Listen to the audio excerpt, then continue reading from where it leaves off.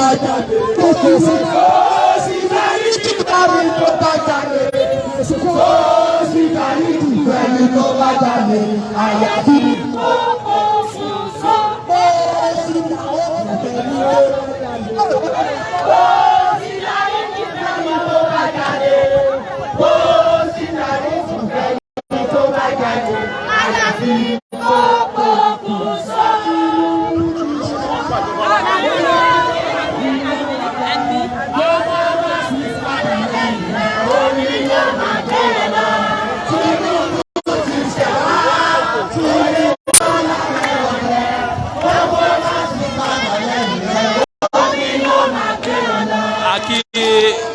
Gbogbo ẹ̀yin olólùfẹ́ BBC News Yorùbá káàbọ̀ sórí ìkànnì yìí. Ìlú Òṣogbo ní ìpínlẹ̀ Ọ̀ṣun ni a wà níbi tí àwọn èèyàn tàti rí àwọn ènìyàn tí wọ́n fi ẹ̀rù hàn ní ìlú Òṣogbo ní agbègbè Alẹ́kùọdù lórí ìgbẹ́jọ́ tó wáyé nílé ẹjọ́ tribunal ní àná ni wọ́n ti fi ẹ̀rù hàn ní àti àárọ̀. A máa bá àwọn èèyàn tí a rí ní bíbá yìí sọ̀rọ̀ kí a gbọ́ nǹkan tí ó ń ṣẹlẹ̀. Omi ló máa gbé wọn lọ. Omi ló máa gbé wọn lọ. Omi ló máa gbé wọn lọ. Omi ló máa gbé wọn lọ. Omi ló máa gbé wọn lọ. Omi ló máa gbé wọn lọ. Tinubu ti ṣẹ̀ wá.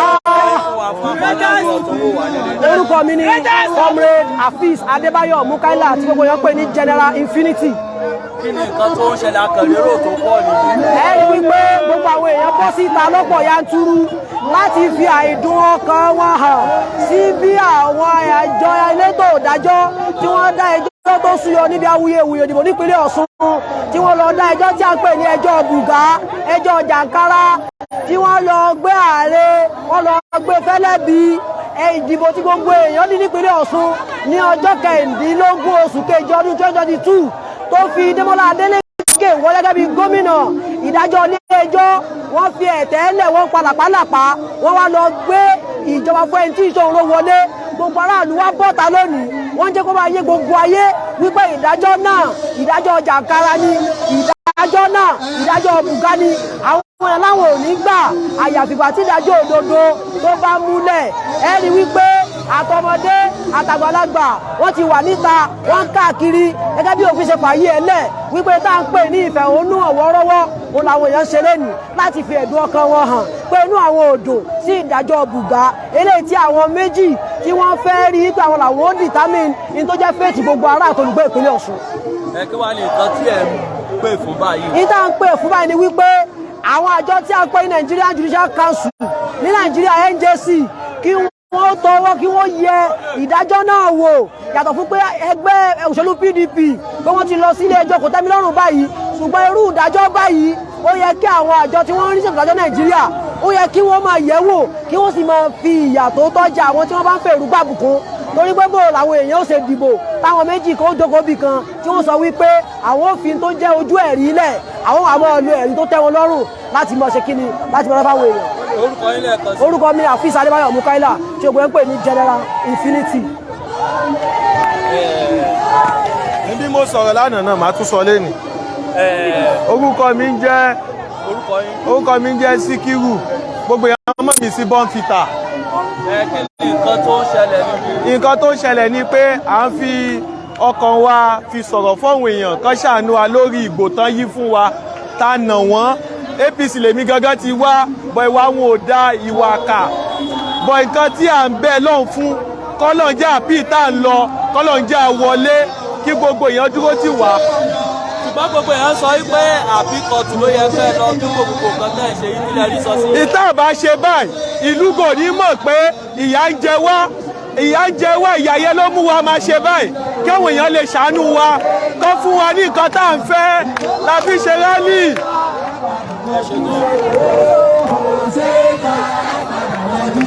Ẹ̀rọ àkọ́kọ́ mi wá kí ló ń ṣẹlẹ̀ bí tá a wà yìí. Nítorí ọba fẹ́ gbẹ̀tọ́ wa fẹ́ gbẹ̀tọ́ Ademola Adeleke òun ló ní ìbú ẹ̀wọ́n ládẹ̀ ní aṣọ gbẹ̀tọ́ wa ọmọ gbẹ̀tọ́ wa padà ní kíákíá ni o ní orúkọ ìfẹ́ láti gbé ọlá Ọlálẹ́kan a fẹ́ gbé ẹ̀tọ́ wa padà lọ́wọ́ àwọn APC ọwọ́ Oyètọ́lá àti Tinubu káfẹ́ tọ́ wálẹ̀ fún Ademola Adeleke ìmọ̀lẹ̀ òun àgbẹ̀ fún olólùfẹ́.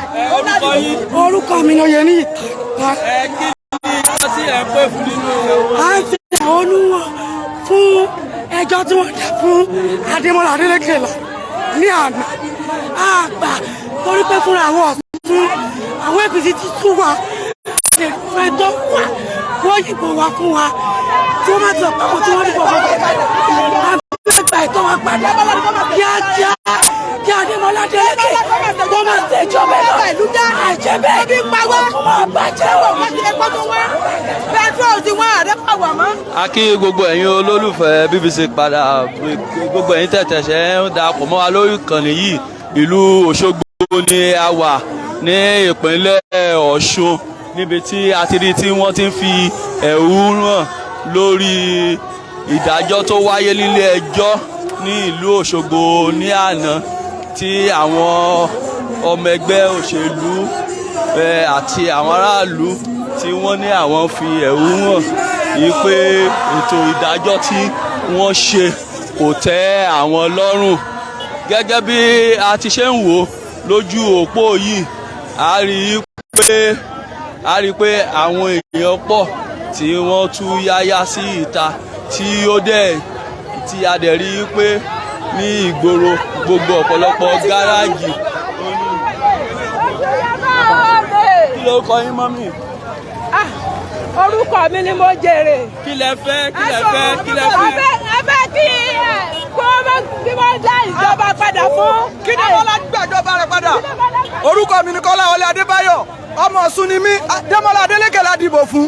àdàbẹ̀yẹ kí Demola kó gba ìjọba padà wọ́n fẹ́ lọ́wọ́ agbára fún wa ni àgbà ẹjọ́ ẹ bá wa bẹ gbogbo ìlú tó wà lábẹ́ ìlú Nàìjíríà ká gbà wá lẹ̀ lọ́wọ́ Tinubu ń lọ́wọ́ agbára lé wa lórí ẹjọ́ ẹ ṣàánú wa.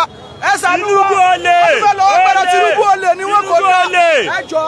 ẹ wo ìjọba Ọ̀ṣun ẹgbẹ́ tá a fẹ́ ní Demola Adeleke la fẹ́ lọ́sùn Oyètọ́lá fìyà jẹ wá àfẹ́ mọ́ kó gba ibi tó ti wá lọ kó gbé kó lọ Èkó ni gbogbo wọn ti kóra wá kó gbé kó lọ nídìí wọn mọ́ lọ́sùn Demola la fẹ́ Demola ni o òun ló ní gbogbo wa lọ́sùn òun ni gbogbo wa dìbò fún o òun la fẹ́ ẹjọ́ bùgá àfẹ́ mọ́ lọ́sùn.